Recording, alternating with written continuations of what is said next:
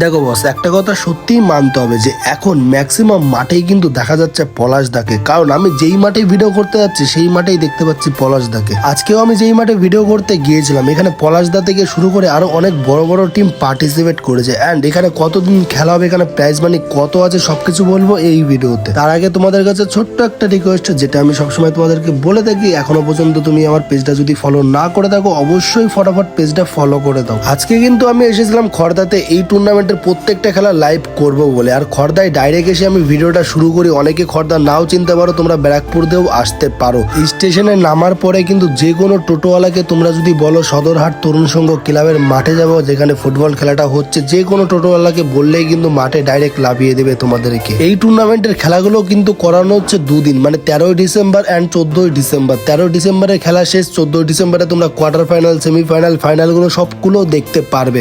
খেলাটা কিন্তু শুরু হচ্ছে সকাল 11টা থেকে। সর্বশেষ তোমাদেরকে আমি জানিয়ে দিচ্ছি, এই টুর্নামেন্টের চ্যাম্পিয়ন প্রাইজ মানি আছে 1.5 লাখ টাকা and runners up prize money আছে 1,20,000 টাকা।